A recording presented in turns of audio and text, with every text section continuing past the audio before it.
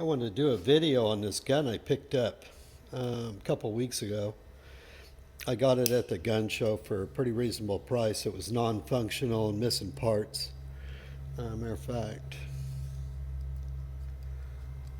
um,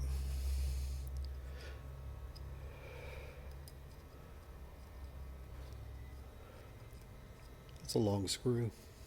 Um, it didn't even have this spacer, wasn't on there either. Um, but it was missing the center shaft and all that stuff. It just had this in the cylinder. And the let's see, it would work in single action, but it wouldn't work in double action. So I had to take it apart. It was missing a spring on the inside, so it may have been a little leaf spring, I'm not sure, but I could tell by the way it worked it needed a spring in there, so I had a little coil spring that I could put in there. And there just happened to be a little divot, like a pock mark there, that the spring would sit on and stay. So I got lucky with that. And then I made the rest of the parts. I made this. This is for the extractor rod. This is a screw I had. I had to retap this hole, and then I made a spacer. That spacer is to get this out the right distance when this is in there. Anyway, I made this. This is actually turned. To make this, I actually turned it out of a round piece on the end of a shaft. And then once I had this machine down, I parted it off. And then I could chuck up in the lathe, this in the lathe, and then face this off to whatever width I needed as a circle. And then I laid it out and cut off the extra material, cut off all this material to get that.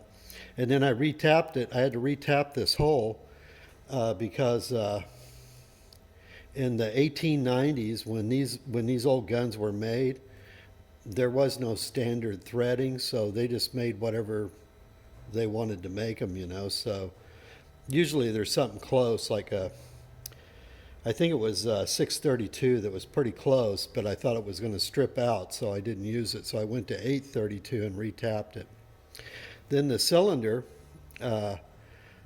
pin, I needed to fix it, and then it's got a little spring in it, and it doesn't look super good, but I don't have any really small end mills to end mill that, so I had to cut that out with that slot out with a Dremel tool. And it needs this little spring in there. This little spring actually serves two purposes. Let me put this back together and then I'll show you. Actually, I can probably do it while you're watching if we're lucky here.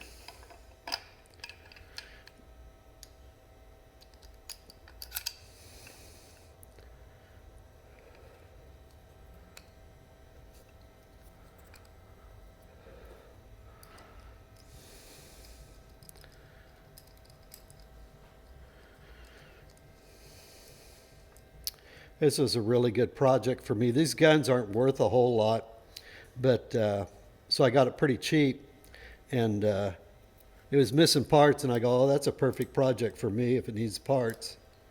This is the ejector rod. If you've never seen one of these, this just comes over, and then you can use it to eject the cases, and then it goes over. Okay, right now, see how freezy that cylinder turns? Well, when you're using it, when it's sitting like that and you're not using it, it could actually just move around. So this rod pushes that spring,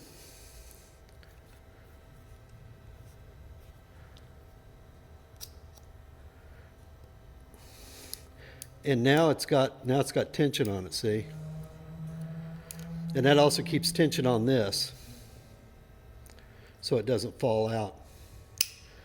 And it also, that's the cylinder pin also puts pressure on this spring, puts pressure on this spring to keep this so it works good, tight.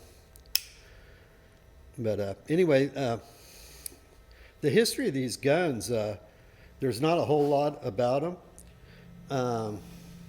I suspect this is Belgian made, and I suspect that they started making, they started bringing guns into the United States during the Civil War when the South was looking for gun suppliers. And this one here, I think, is from about 1897, from the marks on it. But these were sold, from what I've read, these were sold in Sears and Roebuck and Montgomery Ward's catalogs, because not everybody could afford a Colt or a Smith & Wesson, you know.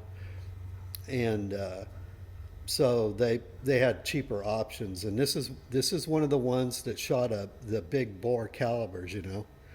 This one's actually chambered in 4440. It's marked 44 Winchester, which is the same thing. This one here is also a little different. I've looked on the internet and I haven't seen ones exactly like this one.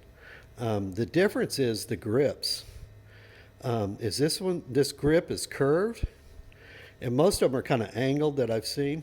Anyway, this one's curved and it has wooden grips on it. Most of them have hard rubber grips. So it's a little different. It may have been made by one of the smaller manufacturers over there in Belgium. These are all handmade. They're not really machine made, like, you know, Colt was doing. Anyway, they're kind of a neat gun. There's a few of the ones, the Bulldog ones. You see more of those videos than you do on these. But anyway, I got it all done, so it's probably worth about 25 bucks more than what I paid for it now that it's fixed. And it's got a killer. Double action is about 11 pounds, and then single action it's about I think 6. But 6 is good because that's manageable for me.